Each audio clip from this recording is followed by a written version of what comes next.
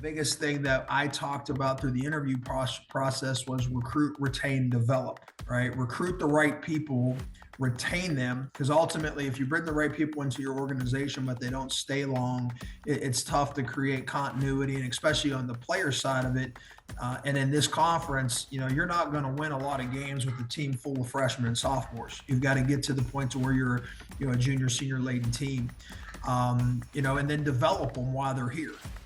Episode 108 featured Kyle Rooker, the head football coach at North Park University.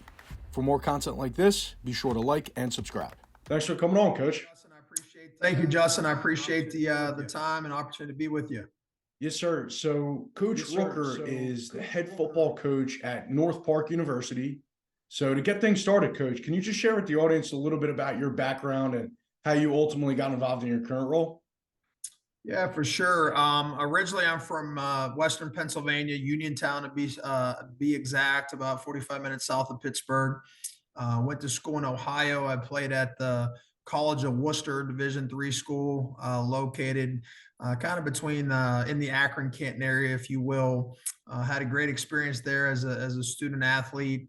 Actually, the year before I chose to attend Worcester, they had hired a new head coach, a gentleman by the name of Jim Barnes, and Coach Barnes was instrumental in turning around the program, and they were 0-10, I believe, the year before he got there. By my sophomore season, we were 9-1.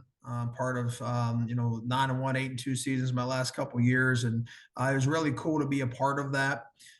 I did not intend to coach, or didn't think I was going to get into coaching when I went to college. I knew I wanted to play football and love the game, but it was through a work study job my junior year where I started to help out in the coaches' offices. Did some different recruiting things and helped host recruits, lunch host, overnight host. Did a lot of different analytical type breakdowns for our staff, and found it to be very interesting, and found that I was passionate about it. So I decided to kind of transition. I was initially intending to go to law school, major in history and minor in political science, and took the PLSAT, but decided I could give coaching a shot. And if it didn't work out, I could always go to law school in a year or two. So long story short, I stayed at Worcester as what we call an intern coach there, kind of like a graduate assistant for 2 years. Got promoted into a full-time role working with the offensive line, ultimately became the offensive coordinator, and was part of a great staff, had a lot of really good players for that, 8-year period. And, really the 12 years, if you count my playing experience or playing time there. 2004, we went 11-1. We finished 7th in the country. That's still the best year Worcester's ever had. Had a number of top 25, seasons within that range. So it was awesome to be there and do that at my alma mater. 2013, I was hired as the assistant head coach, offensive coordinator, and academic coordinator at Carthage College, another Division III institution, which is located in Kenosha, Wisconsin. Kenosha is just north of the Illinois border, kind of centrally located between Chicago, Illinois, and Milwaukee, Wisconsin. Good friend of mine, Mike Yeager, was hired as the head coach. That's how I ended up at Carthage. That too was a rebuild.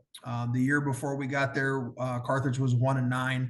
Our first season, we were 1-9. I was there for 5 seasons total. The last 2 years I was there as the offensive coordinator, and in all those various roles, we were 7-3. Both seasons with all 6 losses, the top 15 teams. And that's one of the things about the league that we played in at Carthage and at North Park. Carthage and North Park are both part of the CCIW, which stands for College Conference of Illinois and Wisconsin. And for people that don't know much about the landscape of Division III football, the league we play in is without a doubt one of the top 2 or 3 leagues in the country. Every year I've been in this league for 10 total now as an assistant there and head coach here at North Park. Our league has gotten 2 teams in the playoffs.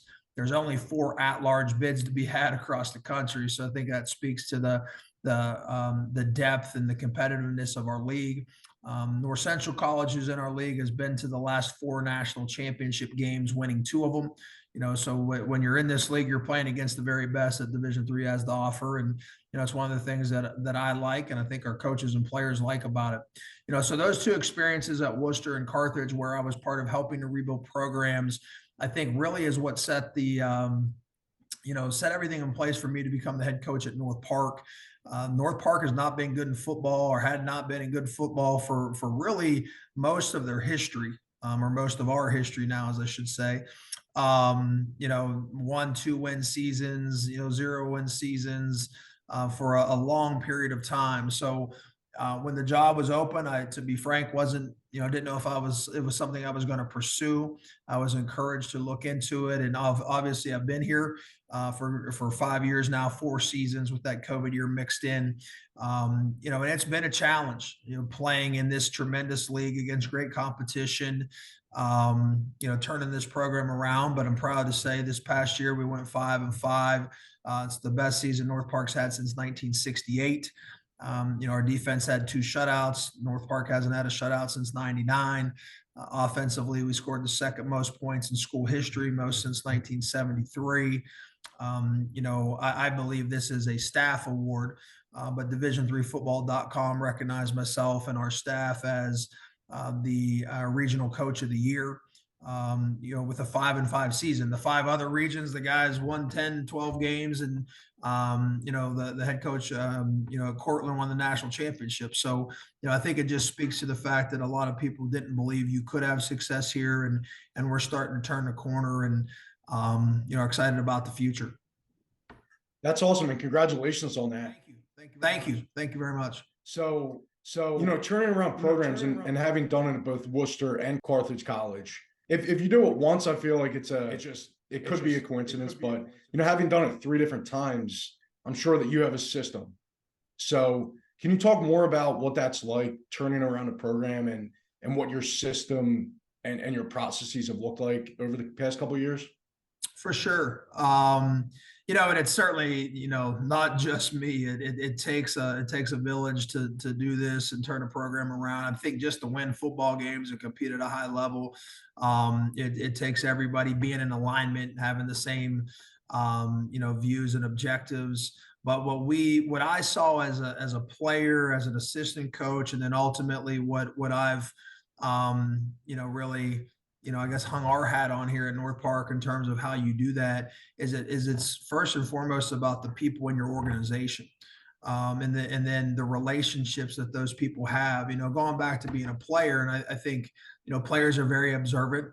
They know if their coaches, generally like each other, if they get along. Certainly football is a competitive sport. There's going to be moments where there's some back and forth, doing it the right way, but some back and forth, just trying to get the most out of everybody involved in the situation. But I was around, really good people, good role models when I was a player. Coach Barnes, who I referenced, Mike Schmitz, who was my head coach after Barnes, a gentleman I worked for a long time, Mike Yeager, who I talked about at Carthage. So when I had the opportunity to become a head coach, and when I was interviewing for positions, and it was just that same cycle. I was interviewing here at North Park and a few other places. The biggest thing that I talked about through the interview process was recruit, retain, develop. Right, recruit the right people, retain them, because ultimately, if you bring the right people into your organization but they don't stay long, it's tough to create continuity, and especially on the player side of it. And in this conference, you're not going to win a lot of games with a team full of freshmen and sophomores. You've got to get to the point to where you're, a junior, senior laden team, and then develop them while they're here. And again, that's coaches and players, and develop our young men from a player specifically from an academic sense and an athletic sense, socially, spiritually, in every way. So, how you do it, I largely believe, is about getting the right people on board, and getting people. When we recruit, we tell the young men and their families that there are 4 things that we're looking for: talented player, committed student, good person, and guys who love football. Right. And I truly believe if you get enough of those guys, and it's taken some time to get to that point because of where this program had been, but we're getting there. If you get enough of those guys, you can retain them. And I think you retain them by creating a great experience and developing really good relationships. All right. And then you can develop them, then you've got a chance. Right. And then the last piece of that puzzle is just our program culture, which we define as the right way. And it embodies, 1, living by the golden rule, and 2, doing your job at a high level. So pretty simplistic. Yeah, and I love that 3-step process you had there, the recruit, retain, develop, because I know what it's like firsthand coming from a Division III program that's struggling, because I played at Gettysburg. And for my time there, my senior year was the COVID year, but before that, we were 3-7, 1-9, and 1-9. So we had our struggles as well. And the Coach Banks and the staff over there now, they're doing a great job of starting to turn it around. And it all starts with recruiting. At the end of the day, no matter what, you have to have the right people in there. And it's not just talent. Like you were saying, it comes down to having the proper kids with the right mindset.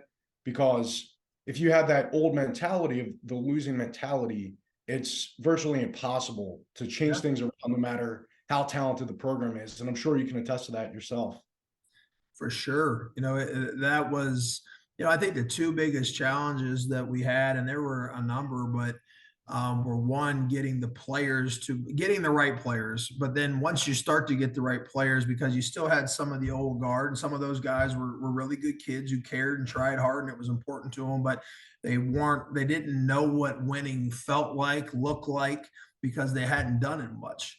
So you still have that doubt in your mind. Are you good enough? Can you do it? Can you execute in critical situations and find ways to win games? And so I think that, is maybe the biggest challenge, when you talk about the people in the building. And then the other challenge that we've had, again, the high school coaches, former players, in and around the Chicagoland area, their view of North Park football in many cases was that, well, you can't win there. The program's not very good. Why would you want to go there? And understandably so, when you look at the past and you look at the history. So I think we're starting to make some inroads there as well. And making the progress that we've had is opening some eyes, and, starting to get some better local players, which is really, really important. Yeah. So are you in Chicago, or are you just outside the city? We're on the north side, so we are, our address is Chicago, Illinois. We're on the north side of Chicago, in the Lincolnwood area. To provide some frames of reference, we're about 3 miles from Wrigley Field, where the Chicago Cubs play. If you, the corner that our campus kind of sits on, I guess it would be the northeast corner of our campus. If you drive east for 3 miles, it's exactly 3 miles. You'll drive right into Lake Michigan, so we're not far from the water, which this time of year is not a great thing, but in the fall and the summer, it's really, really nice. And if you right before you get to the lake, hang a right, that's Lake Shore Drive, which a lot of people are familiar with. You go another 3 or 4 miles, and you're down by Navy Pier, Soldier Field, where the Bears play, the Bean, Millennium Park. So, you can get there pretty quickly and easily, but we're not right in the heart of the city. Got it. So I certainly, coming from Division III background myself, appreciate a coach that can turn around a program like that. So any last words, Coach, that you want to share with the audience before we end the episode today? No, again, first, I just want to thank you, Justin. Any opportunity that I or we have to, kind of talk about who we are, what we've done, and share, all the good things that are happening here at North Park, I think is very helpful. It is a great school, great university. The 3 core values of North Park are Christian. We are a Christian university. City-centered. Being in Chicago provides a lot of opportunities and access to internships and networking and jobs.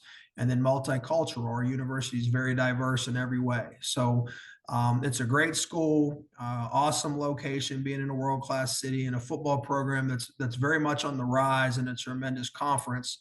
So we have a lot of things that we believe are positive that we can sell. And again, any opportunity we have to do that, like this one, we want to take advantage of. Yes, sir. Well, congratulations again on being the Region 5 Coach of the Year, and obviously for having your 5 wins this season. Really appreciate you being on the podcast today, Coach, and best of luck as you continue with recruiting. Thanks, Justin. I appreciate it, man. Take care.